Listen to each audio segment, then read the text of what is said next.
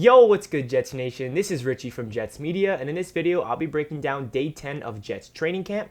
There's a lot of things that happened today, more injury news, and we actually signed someone today in wide receiver Donte Moncrief, so I'll be breaking down that. And I also will bring you guys my thoughts on the trade that we did for Haley Ballage. So yeah, I'll be breaking down all that good stuff in this video. But before I get into this video, I just want to say the reason why I have not posted these past 2 days, because what's going on in this world, after the Jets canceled their practice due to the shooting of Jacob Blake, and they wanted to have a whole day to just talk and get the whole team to really unite and talk about what's going on in this world.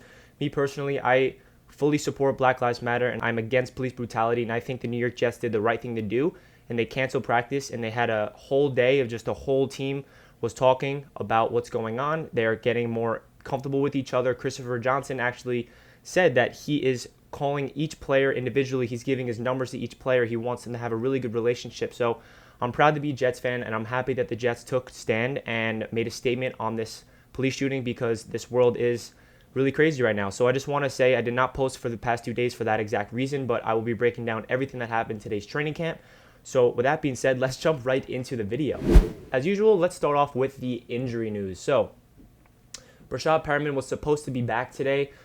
Last week, Adam Gase said he'll be back by Saturday, and he did not practice today because his knee is continuing to swell. So that is not a good sign for Breshad Perriman. Hopefully it's not long term and he can be back this week, but who knows. And a player that went down today, another wide receiver, Jeff Smith. He has a shoulder injury and does not look good. It looks like it's going to be a long-term injury, unfortunately. I don't have the news of exactly what it is, but it was a shoulder injury. Gase did not sound optimistic about it. Lawrence Cager did not practice as well. He is still battling a knee injury. And Greg Van Roten, he left practice the other day with an oblique injury, and he was limited today. So it's good to see that he was on the field limited instead of just completely not practicing. And Brian Poole, he was conditioning, which is a good sign, getting back from dehydration. Denzel Mims continues to do work on the sideline, as long as Pierre Desir. So those are the injury updates. And going right into the move this morning that Joe Douglas did, we brought in wide receiver Donte Moncrief. Donte Moncrief is a veteran wide receiver. He played for the Colts, the Steelers, the Jaguars.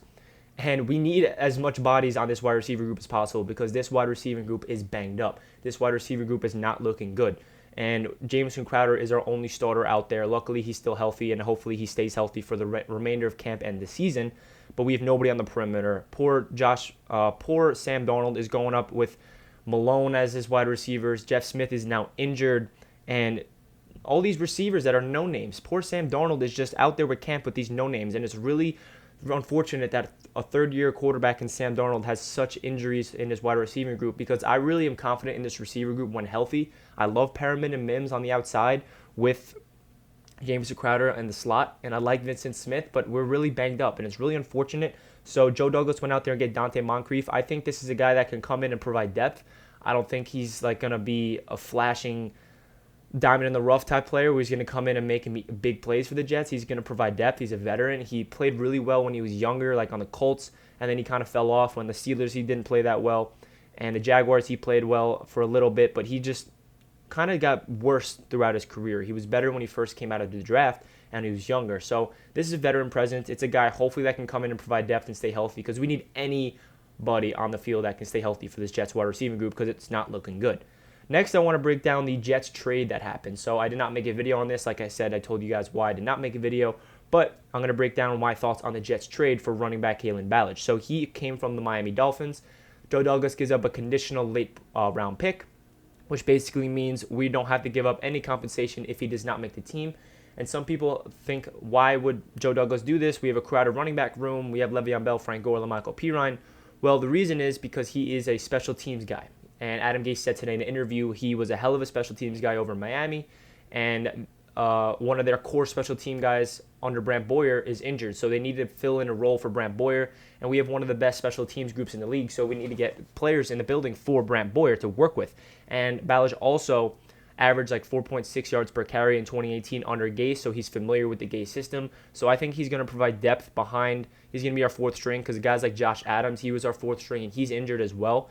And I think if he makes the team, that's what he's going to be. He's going to be a core special teamer and our fourth string running back. And it'll probably be like a 7th round pick if he makes the team. I think 7th round picks are not that valuable. They're usually more trade assets. So for Joe Douglas to use a 7th-round pick to get a core special teams guy and provide depth at the running back position. I'm not too upset with it. I know some Jets fans are thinking this is the end of the world. It's really not. It's just providing depth, in my opinion. So going into today's training camp, what happened today? So the talk of last training camp was all Le'Veon Bell. Adam Gase pulled him because of hamstring tightness, and apparently Le'Veon Bell went to Twitter, and he's not have hamstring tightness. So what's going on? Le'Veon Bell had a lot of touches today. He had way more touches than Frank Gore, and Adam Gase was asked about it in an interview, and Adam Gase said that he had a really long talk with Le'Veon Bell. He basically told Le'Veon, listen, you can come up to me and talk to me about anything. I want this to be a really healthy, open relationship. If you feel like you're frustrated, come to me and talk to me about it. And Adam Gase basically was telling him, from what I heard from the interview, that I was just being precautionary with you. We are having all these soft tissue injuries, and I just want you to stay healthy. And Le'Veon Bell obviously tells him, this is what I'm just assuming. I don't know this is factual. This is just what I'm assuming. Le'Veon is used to being that workhorse guy in Pittsburgh. When Le'Veon Bell was the best running back in the league, he was getting 30 carries a game. That's what he's used to be doing, so he's not used to sharing carries. So I think Le'Veon Bell has to adjust his mentality and realize, okay, the future of the NFL offense is more of a 1-2 punch in the running back room, and that's what you see all these successful offenses around the NFL. They have 2 running backs, and they're splitting carries. So that's what Le'Veon Bell has to realize, and I think Adam Gase was smart doing this because we do not want to overwork Le'Veon Bell in camp and he's injured, because we have so many injuries throughout this team. So Adam Gase was playing it safe, and I really love that Adam Gase went up to Le'Veon Bell and had a really long talk, and he said it should not be an issue from now on. So that's a really positive sign that head coach and running back duo is healthy, and we don't want to see any issues, because that was a big talk in the media. And we see people, Brian Kaz from, I don't know what he writes for, but he's writing articles that Le'Veon Bell and Adam Gase, there's all these beat reporters try to dramatize all this stuff just because they want to have clicks, and how the beat reporters work. I'm not going to get into them. So some players that played well today: Quinnen Williams, he had recorded his first sack of camp. It's good to see Quinnen Williams develop, and I feel like he's getting better every single day, and he's always been disruptive in the run game every single practice, according to all the reporters. But now he finally got to the quarterback, and he sacked Sam Darnold, so that's a good sign. And another player who had a sack is Marcus Maye. Marcus Maye is flying all over the field. He's locking down Chris Herndon, but at the same time, Chris Herndon's getting the best of him. That's one of the best matchups to watch throughout camp is Chris Herndon and Marcus Maye. They have a really good competition going. And Sam Darnold's finding Chris Herndon in the end zone, but Marcus Maye's also batting him down, and he's flying all over the field. And you can see Greg Williams is really utilizing Marcus Maye like Jamal Adams. He's blitzing him off the edge. He's lining him up against Chris Herndon. He's lining him up deep safety. He's lining him up everywhere. So it's really cool to see. I think Marcus Maye is destined to have a really good season, potentially a Pro Bowl season. So that's a good player that I really am excited about is Marcus Maye and Quinnen Williams. And one player who had a really good day today, probably the first time I've ever mentioned his name in all training camp, which is undrafted rookie wide receiver George Campbell.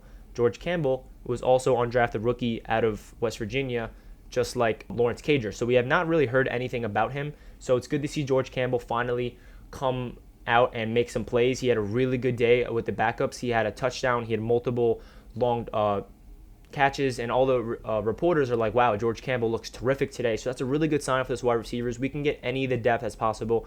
I know Lawrence Cager was the big fan favorite, but Campbell is also an undrafted rookie, and I think he has a chance to develop and make this team if he can keep making plays. And now that he has the opportunity with all these injuries, you never know. I think he is another guy that out of college he would have been drafted. I think he battled a little bit too much injuries as well, and it's really unfortunate because we have a lot of injury-prone guys at this wide receiver group. Lawrence Cager battled injuries all throughout college. That's why he went undrafted. Now he's battling a knee injury. So hopefully George Campbell can stay healthy because he played terrific today. Hopefully he can really elevate his game and get better and better each day. And maybe he can get some first-team reps if there's so many wide receiver injuries. You know what I mean? So as long as he's playing well with the second team, that's a good sign. We have not mentioned his name once in any training camp video, so it's a good sign to hear George Campbell had a good day. And who else had a touchdown today? Who other than Chris Herndon? Chris Herndon seems like he has a touchdown every single practice. He is going to be Sam Darnold's number one target. And if you guys are playing fantasy football, I would draft Chris Herndon really high because he is going to get high volume targets. He's going to be Sam Darnold's number one target in my opinion. And I'm so excited to see this Sam Darnold and Chris Herndon connection because I think it's really going to develop. And they have that chemistry from that rookie season.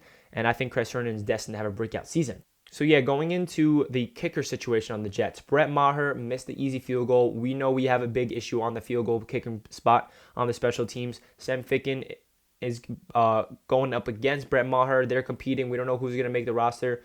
but the Bills actually cut Steven Hauschka, so hopefully we can bring him in because he's a veteran guy. He's a proven, really good kicker. He's way better than Brett Maher and Sam Ficken, so hopefully Joe Douglas can bring him in because I would love to have him as our kicker because we have such... I don't understand. We could just never find a kicker for this Jets team. I mean, Nick Folk was our kicker for a long time, and he was kind of solid. Ever since he left, it's been a disaster. We can never get a kicker. So the kicking situation is still an issue for this Jets team. So to finish off this video, basically tomorrow they're going to MetLife Stadium, and they're going to have, I don't think it's a scrimmage, but they want to have a feel for the game, get the rookies accustomed to halftime because in the NFL it's a little speed up. It's different in college, and also the whole COVID protocol. So they're going to be practicing at MetLife tomorrow, so expect a video tomorrow. Also, Madden 21 is officially out. I've been playing a lot of games. I'm going to bring you guys Madden 21 videos of me playing as the Jets, but just a warning for you guys that do play Madden. The Jets are so bad in Madden. They're the only team without an X factor, so I've been trying to get good with them, trying to understand Gase's playbook and Greg Williams' playbook, and really I've been versing teams online as the Jets, and it's been really fun, so I'm going to bring you guys more videos on Madden, so make sure you stay tuned on my channel for that, and I hope you guys have a fantastic day, and I'll catch you guys in my next video. Peace.